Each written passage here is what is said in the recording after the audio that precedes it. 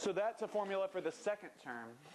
But it doesn't tell me what the third term is or what the fourth term is or the seventh term. I want a formula for the general nth term.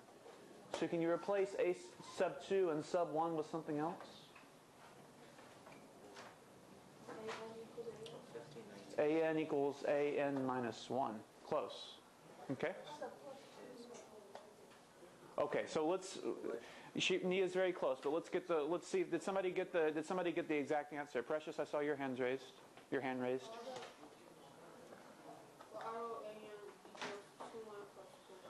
Two what? 2n plus 2. That would be an explicit formula. This is a very good explicit formula. But remember, a recursive formula has a sub n and a sub n minus 1 in it. Okay? Fatimata?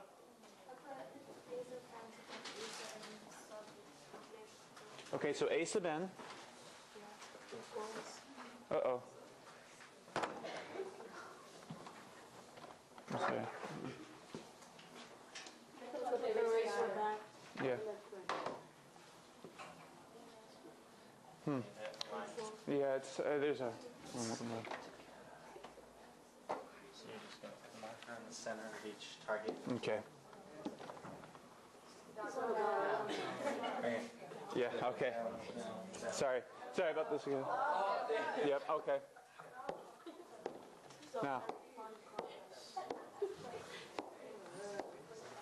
Sorry about that, guys. Okay. Let's see if I can do it now.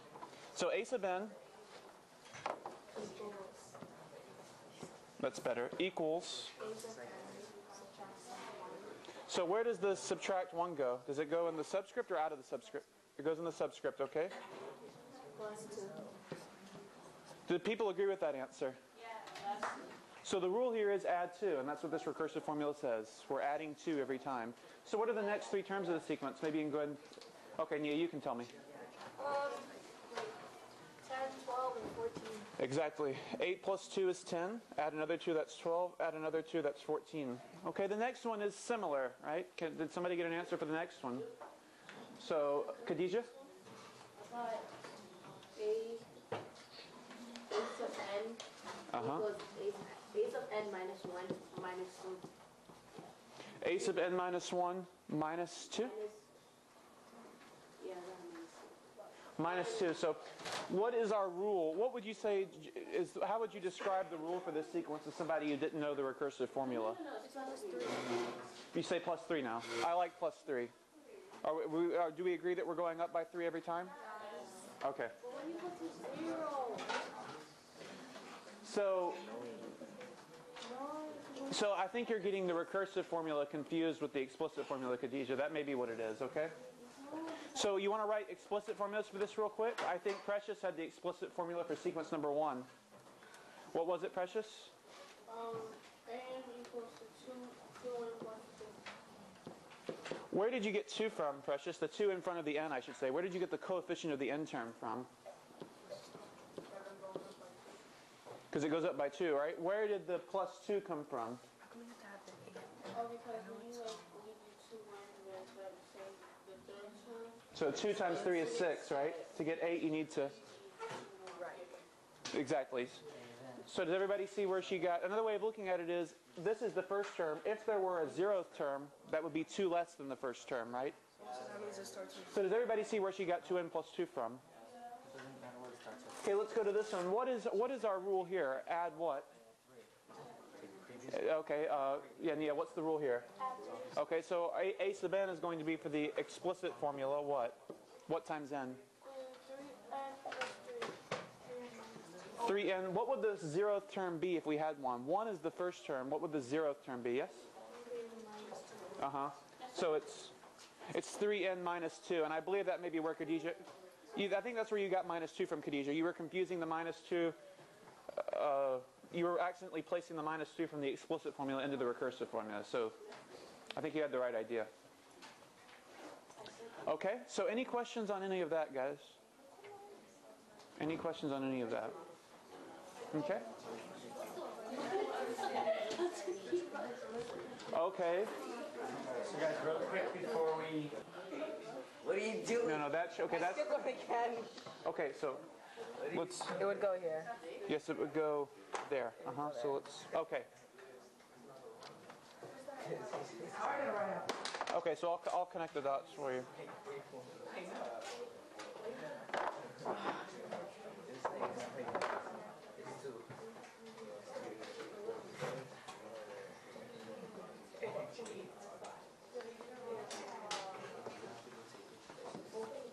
Thank you. Okay, so we have, it's a little bit messy maybe. We have two lines now plotted, guys. This clearly is also a line. Anytime we have an add whatever rule, are there questions? Back there, guys. Celine, do you guys have a question back there? Oh, okay. I wanted to comment on something. Okay, so okay, we have two lines plotted up here, guys. Okay, so what's the explicit formula for the green line? We went over this as well. Khadijah, I think you know it. What's the explicit formula for the green line? 3n plus 2? That's not what you told me before. You had a minus 2 before, didn't you? Oh, yeah, minus 2. If we plug in n equals 1, we get 3 times 1 is 3. We need to subtract 2 to get down to 1, which is our first term. So it's 3n minus 2. Do people agree? Yeah.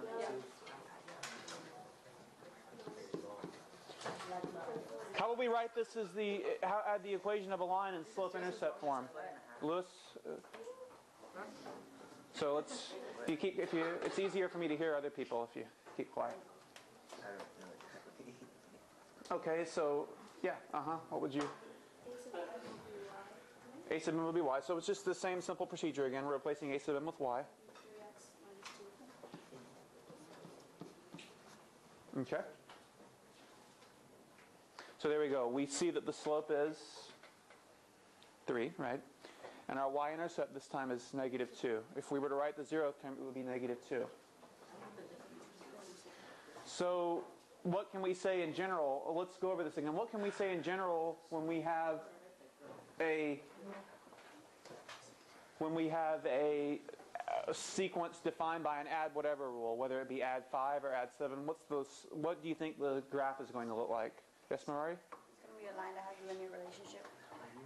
Yeah, it's going to be a linear relationship or a line. Different ways of saying the same thing. Okay?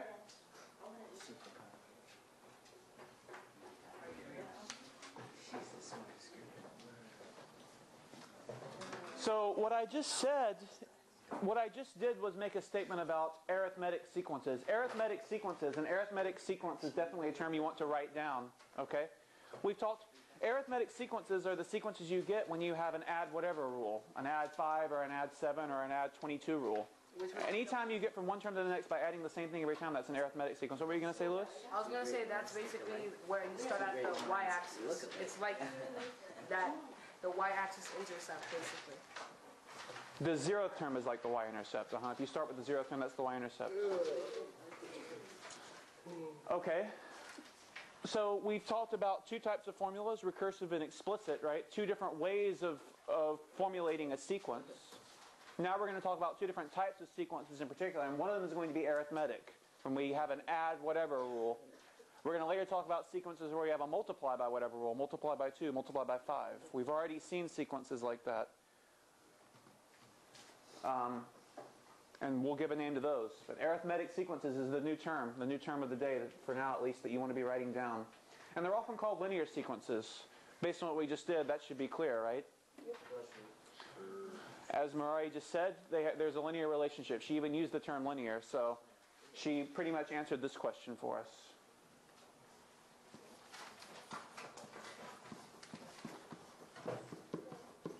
We get a line when we plot, I'm just going to write. So let's talk about, I should say a little bit more about this precise definition. What do we do when we write a recursive formula for a sequence where there's an add whatever rule? We've seen a recursive formula for a sequence where there's an add 2 rule. That was precisely what we had with the first sequence we did today. There was an add 2 rule, and the recursive formula was a sub n equals... Oh, okay. I'm sorry. A sub n minus 1 plus 2. Yes. So a sub n, that's this term, the term we're looking for, is the last term, n minus 1 in the subscript. Do not write that n big, then I think you're multiplying a by n. You're not multiplying a by n. N is part of the name of the term, so it goes in the subscript, okay? The minus 1 is also small, plus 2. That's in the case where we have an add 2 rule. What if we had an add 22 and a half rule? What if d were 22.5? What would the recursive formula be then? It really wouldn't be much different, would it? Nia? an equals an minus sub 1 plus 22.5. So does that answer your question about what d is? Does that kind of make it clear to people what d is in this definition? It's the difference. You can think of d as difference. If I subtract any two consecutive terms in an arithmetic sequence, it's going to give me the same thing no matter which two terms I pick. If I subtract a sub 2 and a sub 1, that's going to give me 2 in the case where d is 2. If I subtract a sub 30,001 and a sub 30,000, that's also going to give me 2. If I subtract any two consecutive terms anywhere in the sequence, it's going to give me 2. And that won't be true for non-arithmetic sequences. That's only true for arithmetic sequences that we have this common difference. Does do people understand the concept of the common difference? So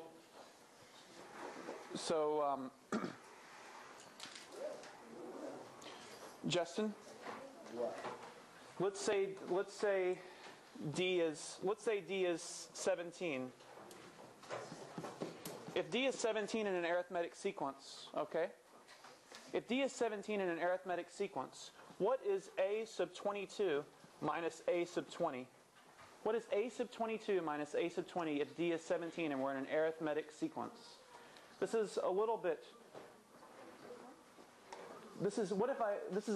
trickier than if I asked you a sub 22 minus a sub 21, but just a little bit trickier.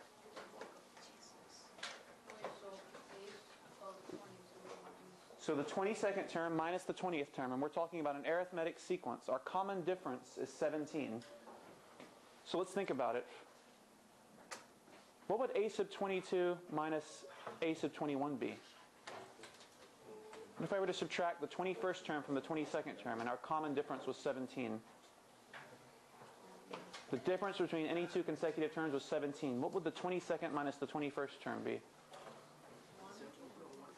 We're moving one spot, that's true, from the 21st to the 22nd. How much do we go up by every time we move over 1 if the common difference is 17?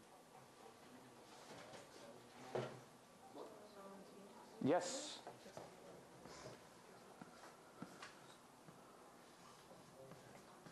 Okay.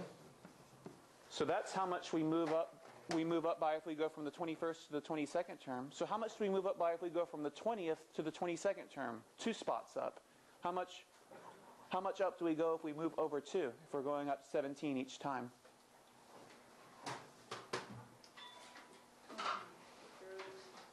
Exactly. Excellent. So if I want to go up 2 spots in an arithmetic sequence where the common difference is 17, it doesn't matter what the sequence starts at. It doesn't matter what a sub 20 and a sub 22 are. You do not need to know what these terms are to answer this question. Does everybody see that? You could start this sequence anywhere, and depending on where you started it, the 20th and 22nd terms could be absolutely anything. They could be, the 20th term could be pi, since it's pi day. The 21st term would then be pi plus 17, and the 22nd term would be pi plus 34. Okay?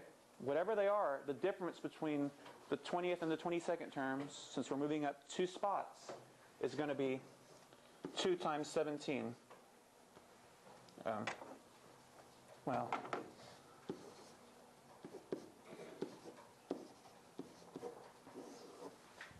So Justin's answer was absolutely correct, 34.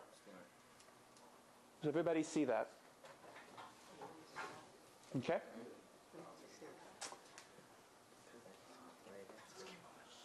So again, arithmetic. And arithmetic is the key term here. Okay, we're going to do a graphing exercise again.